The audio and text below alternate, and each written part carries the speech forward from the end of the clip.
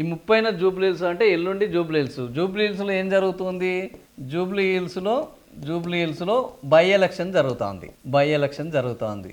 మాగంటి గోపీనాథ్ ఇది అనారోగ్యం వల్ల ఆయన చనిపోయారు. సో ఇప్పుడు ఆడ బై ఎలక్షన్ జరుగుతుంది 30 తారీఖున జూబ్లీ హిల్స్లో. ఇప్పటి వరకు వాళ్ళ అభ్యర్థిని ప్రకటించారా? లేదు. వాళ్ళ అభ్యర్థులు ఎవరెవరు ఉన్నారు? ఫస్ట్ అజారుద్దీన్ ఉన్నారు. గత ఎన్నికల్లో ఆయన పోటీ చేశారు, ఓడిపోయారు. ఆ తర్వాత ఎవరు? నవీన్ యాదవ్ బీసీ. ఆయన గెలుపు కోసం ఆయన ప్రయత్నించారు. అంతకుముందు పోటీ చేశారు. అంతకుముందు ఎంఐఎం అభ్యర్థిగా ఉన్నారు. సో ఇన్నిసార్లు ఆయన అదే నియోజకవర్గాన్ని జూబ్లీ హిల్స్ని అట్టి పెట్టుకుని ఉన్నాడు. ఆయన ఇప్పుడు కాంగ్రెస్ పార్టీ బీసీ నినాదం ఎత్తుకున్నది. 42% బీసీలకు రిజర్వేషన్లు ఇవ్వాలని అనుకుంటుంది. బీసీలకు మేము పెద్దపీట వేస్తామంటుంది. మాకు పిసిసి అధ్యక్షుడు బీసీనే ఉన్నాడు అంటుంది. సో బీసీల జపం చేస్తున్న నేపథ్యంలో బీసీకే టికెట్ ఇవ్వాలి అని నవీన్ యాదవ్ కోరుకుంటున్నారు. సో ఆయనని ఇప్పటి వరకు ఇంకా ప్రకటించలేదు. ఆ తర్వాత మహిళలకు మేము పెద్దపీట వేస్తున్నామని చెప్తే మేయర్గా ఉన్న గద్వాల విజయలక్ష్మి, ఆమె తన కేశవరావు కూతురు, ఆమె నాకు సీటు కావాలని ఆమె పోటీలో ఉన్నది. అదేవిధంగా ఖైరతాబాదు జూబ్లీ హిల్స్ అంటేనే ఒక mass leader P Janardhan Reddy కూతురు విజయారెడ్డి ఇప్పుడు కాంగ్రెస్లో ఉన్నది. బీఆర్ఎస్ నుంచి కాంగ్రెస్లోకి వెళ్ళింది. సో ఆమె కూడా నాకు సీటు కావాలి. విష్ణువర్ధన్ రెడ్డి ఇంతకుముందు అక్కడ పీజేఆర్ కొడుకు విష్ణువర్ధన్ రెడ్డి గతంలో ఎమ్మెల్యేగా ఉన్నారు.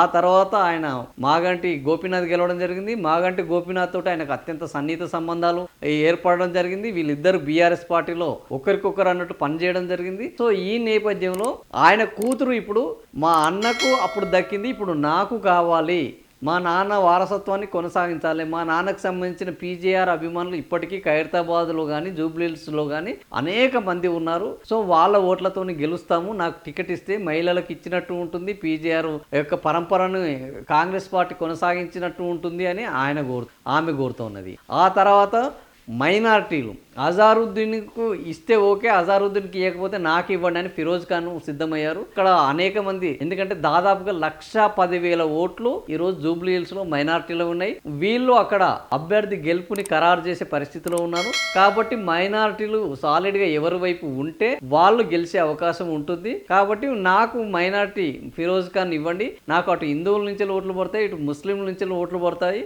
అని ఆయన చెప్పడం జరుగుతుంది. అంతేకాకుండా అజారుద్దీన్కి ఇస్తే ఓకే, అజారుద్దీన్కి ఇవ్వకపోతే మాత్రం నాకు ఇవ్వాలని అని అంటున్నాడు. ఇప్పటికే ఆయన సెన్సేషనల్గా మారిపోయాడు. ఆ తర్వాత ఫహీం ఖురేషీ ఈయన కూడా తనకు టికెట్ ఇవ్వాలంటూ ముఖ్యమంత్రి అత్యంత సన్నిహిత వ్యక్తిగా ఉన్నారు. ఇప్పటికే ప్రభుత్వంలో అనేక కార్యక్రమాలను ఆయన ముఖ్యమంత్రి తరపున చక్కబెడుతున్నారు. ఆయన కూడా నాకు ఈ మైనార్టీల తరపున ఒకవేళ అజారుద్దీన్కి ఇవ్వకపోతే నాకు ఇవ్వండి, నేను గెలిచి వస్తాను, ముఖ్యమంత్రికి నేను అండదండగా ఉన్నాను, ముఖ్యమంత్రికి దగ్గరగా ఉన్నాను, కాబట్టి ఈ నియోజకవర్గాన్ని డెవలప్ చేస్తాను అంటున్నారు.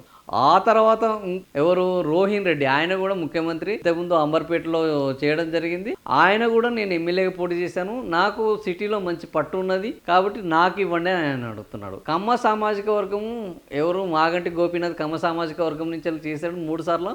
సో జూబ్లీ హిల్స్ నియోజకవర్గం అంటే సినిమా వాళ్ళు ఉన్నారు, ఐటీ ప్రముఖులు ఉన్నారు, బిజినెస్ మెన్లు ఉన్నారు, స్లమ్స్ ఉన్నారు, మైనారిటీలు ఉన్నారు. ఇంతమంది ఉన్నారు కాబట్టి ఇక్కడ కమ్మ సామాజిక వర్గానికి సంబంధించిన అనేక ఛానళ్ళు ఈరోజు ఎన్టీవీ, అదేవిధంగా TV5, CBR న్యూస్, మహా న్యూస్, ఇట్లా ప్రధానమైన అనేక ఛానళ్ళు, అనేక మంది నిర్మాతలు, ముఖ్యమైన నాయకులు అక్కడే ఉన్నారు. కాబట్టి సో కమ్మ సామాజిక వర్గంలో ఎక్కువ మంది పెద్దలు అక్కడ ఉన్నారు, నాకు ఇవ్వండి అని బండి రమేష్ ఆయన కమ్మ సామాజిక వర్గం నుంచి ఆయన కాంగ్రెస్ పార్టీ నుంచి టికెట్ని ఆశిస్తున్నారు. సో బీసీలకు ఇస్తున్నారు. నేను బీసీ నాయకుడిని, నేను నగరం అంతా తెలిసిన బీసీ నాయకుడిని, నేను ఈ నగరానికి మేయర్గా పనిచేస్తున్న నాయకుడిని, నాకెందుకు ఇవ్వకూడదు?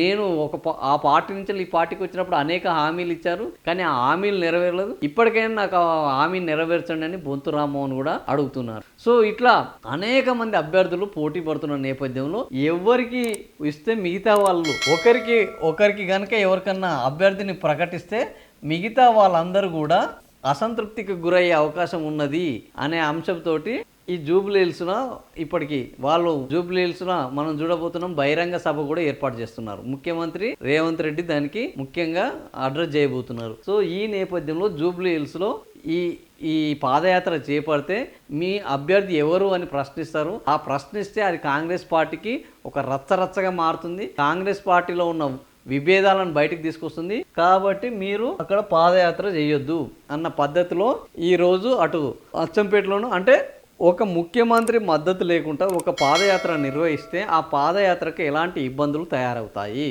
ఆ పాదయాత్ర ఎన్ని సమస్యలతోటి ముందటికెళ్తుంది అనే దానికి ఇది నిదర్శనం.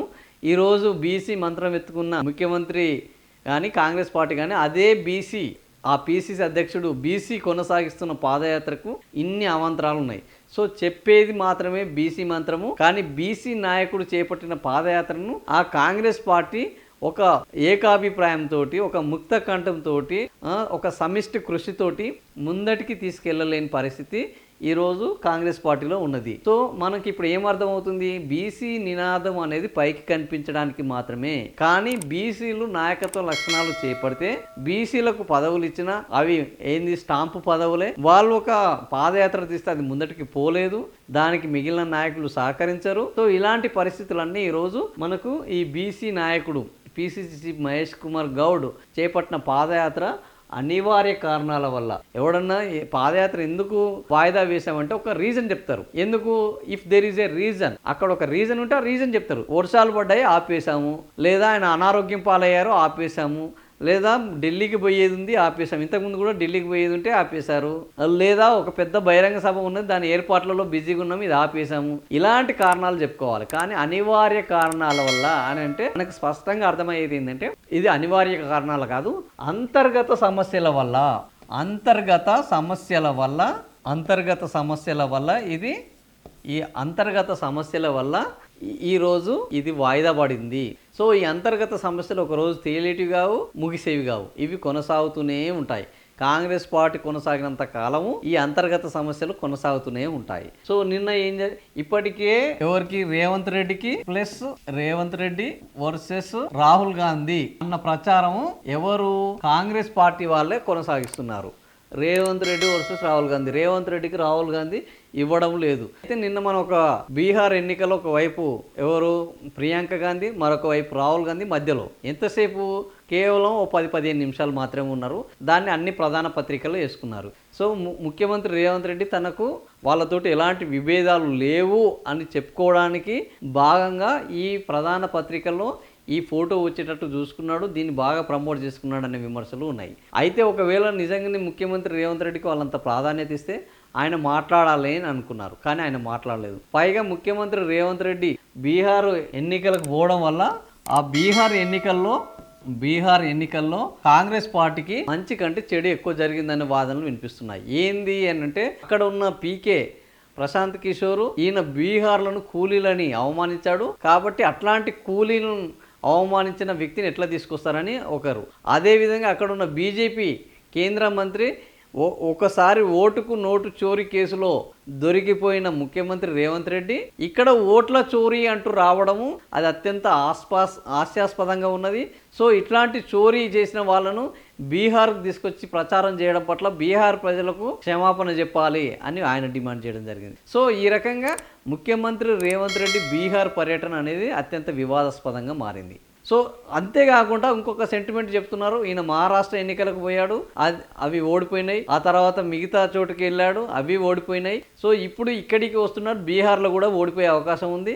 సో ముఖ్యమంత్రి రేవంత్ రెడ్డి అడుగు పెట్టిరంటే అక్కడ కాంగ్రెస్ని హటావో అంటున్నారు జనాలు, జనంకు బచావో కాంగ్రెస్కు హటావో అన్న పద్ధతి కొనసాగుతున్నది. సో ముఖ్యమంత్రి రేవంత్ రెడ్డి పోతే అది మేలు జరగడం కంటే నష్టమే ఎక్కువ జరుగుతుంది అన్న ఒక వాదాన్ని కూడా జనాల్లోకి తీసుకెళ్తున్నారు. సో ఈ రకంగా ముఖ్యమంత్రి వర్సెస్ కాంగ్రెస్ పార్టీ అనేది మారిపోయింది. కాంగ్రెస్ పార్టీలో ముఖ్యమంత్రికి అభద్రత పెరిగింది, ముఖ్యమంత్రికి ప్రాధాన్యత రోజు రోజుకు తగ్గుతోంది. అందుకనే ముఖ్యమంత్రి కూడా తన పైచేయి సాధించడానికి పార్టీ మీద ప్రభుత్వం మీద పైచేయి సాధించడానికి ఎప్పటికప్పుడు తనకు వచ్చిన అవకాశాన్ని వినియోగించుకుంటున్నారు. జనాలకు ఆ విషయాన్ని తెలియజేసేందుకు ప్రచారం చేస్తూనే ఉన్నారు. అందులో భాగమే నిన్న ఇటు ప్రియాంక గాంధీ ఇటు రాహుల్ గాంధీ మధ్యలో రేవంత్ రెడ్డిని పెట్టుకొని ఆ ఫోటోలకు ఫోజులు ఇచ్చి దాన్ని వైడ్గా పబ్లిసిటీ చేయించుకున్నారు. సో ఎప్పుడైతే తనకు ప్రాధాన్యత ఉంటే ఈ ప్రచారం అవసరం లేదు అన్న వాదనను జనరల్గా ఉంటుంది. నాకు అంత ప్రాధాన్యత ఉంటే నేను ఎక్కడ ప్రచారం చేసుకోవాల్సిన అవసరం లేదు. ఎప్పుడైతే నాకు ప్రాధాన్యత తగ్గిందో, ఎప్పుడైతే అభద్రత పెరిగిందో, నా గురించి ఎప్పుడైతే మిగతా వాళ్ళు మాట్లాడుకుంటున్నారో అప్పుడే నేను ఈ ప్రచారం చేసుకోవాల్సిన అవసరం ఉంటుంది. అదే విధంగా నిన్న జరిగిన ప్రచారాన్ని చూడాలి అని ఆయన విమర్శకులు, ఆయన మీద ఆరోపణలు చేస్తున్నవారు, ఆయన ప్రత్యర్థులు చెప్తున్నారు. సో ఇది ముఖ్యమంత్రి రేవంత్ రెడ్డి తనకు వచ్చిన అవకాశాన్ని వినియోగించుకున్నారు తప్ప నిజంగా రాహుల్ గాంధీకి ముఖ్యమంత్రికి మధ్య గ్యాప్ ఫిలప్ కాలేదు. అనివార్యమైన పరిస్థితులలో ఆయన తీసుకొని వచ్చారు. అంతకుముందు డీకే శివకుమార్ కూడా అదే విధంగా అక్కడికి వచ్చారు. అక్కడ డిప్యూటీ సీఎం వచ్చిపోయాడు, ఇక్కడ సీఎం వచ్చిపోయాడు. తేడా అంతే. ఎందుకు అంటే ఎవరి చేతులైతే ఎకానమీ ఉన్నదో, ఎవరి చేతులైతే ఫైనాన్స్ ఉన్నదో, ఇక్కడ ముఖ్యమంత్రి డైరెక్ట్ గా ఈ ఫైనాన్స్ మొత్తం డీల్ చేస్తుంటారు. అక్కడ సిద్ధరామయ్య వెళ్లకుండా డీకే శివకుమార్ ఎందుకు వెళ్ళారంటే అక్కడ కాంగ్రెస్ పార్టీలో మొత్తము ఫైనాన్స్ మొత్తం వ్యవహారాలు చూసుకుంటుంది ఎవరు? డీకే శివకుమార్. ఎవరైతే ఫైనాన్స్ వ్యవహారాలు చూసుకుంటున్నారో వాళ్ళు మాత్రమే రాహుల్ గాంధీ ప్రచార యాత్రలో ఉంటారు, మిగిలిన వాళ్ళు ఉండరు అనే దానికి ఇది ఒక నిదర్శనము. ఈ రోజు ముఖ్యమంత్రి రేవంత్ రెడ్డి కాంగ్రెస్ పార్టీకి కావాల్సిన ఎలక్షన్ నిధులను సమకూర్చాల్సిన అవసరం ఉంది. ఇక్కడ అధికారంలో ఉన్నారు కాబట్టి, కాంగ్రెస్ పార్టీ కేంద్రంలో అధికారం లేదు కాబట్టి వాళ్లకు ఏ ఆర్థిక ఇబ్బందులు అన్నిటినీ అడ్జస్ట్ చేయాల్సిన బాధ్యత ఇటు తెలంగాణలో రేవంత్ రెడ్డికి, అటు కర్ణాటకలో డీకే శివకుమార్ కు ఉన్నది. సో అందుకని వీళ్ళిద్దరు మాత్రమే ఇలా ప్రచారంలో కనిపిస్తున్నారు. అంతకు మించి వీళ్ళకి ప్రయారిటీ లేదు, పాడు లేదు అన్న విమర్శలు వస్తున్నాయి. సో ఈ నేపథ్యంలో ఈ అంతర్గత సమస్యల వల్లనే ఈ రోజు కాంగ్రెస్ పార్టీకి, కేంద్రానికి ఉన్న అంతర్గత సమస్య, ఇటు మీనాక్షి నటరాజన్ కు ముఖ్యమంత్రి రేవంత్ రెడ్డికి మధ్య ఉన్న విభేదాలు, మహేష్ కుమార్ గౌడ్కు, మీనాక్షి నటరాజన్కు మధ్య వస్తున్న అసంతృప్తి, అసమ్మతి, వీళ్ళిద్దరు కలిసి నడుస్తున్నప్పటికీ ఆ నడక కలిసినట్టు లేదు. నిత్యము కొట్లాడుకుంటూ నడుస్తున్నట్టున్నది. నటరాజన్కు ప్రాధాన్యత తగ్గించాలని మహేష్ కుమారు, అదేవిధంగా ఇక్కడ ఉన్న నాయకులు ముఖ్యం కాదు, ఇక్కడ పార్టీ ముఖ్యము. పార్టీని నిలబెట్టడం కోసం నేను కేంద్రం దూతగా వచ్చాను కాబట్టి పార్టీని బలోపేతం చేయాలన్న ఉద్దేశంతో మీనాక్షి నటరాజను ఇట్లా ఎవరికి వాళ్ళు పై చేయి సాధించాలని ఈ చేయి పార్టీలో చేస్తున్న ఈ కార్యక్రమాలు ఏవైతే ఉన్నాయో అవి అభయాస్తం కాదు, భస్మాసురాస్తం లెక్క మారిపోతున్నాయి. సో ఫలితంగా ఏం జరుగుతుంది? వీళ్ళు అనుకున్న హామీలు నెరవేరడం లేదు, వీళ్ళు మొదలుపెట్టిన పాదయాత్ర కొనసాగడము లేదు, వీళ్ళు చేపట్టిన కార్యక్రమాలు ఏమీ ముందటికి పోవడం లేదు. ఇది జరుగుతోంది ప్రస్తుతానికి.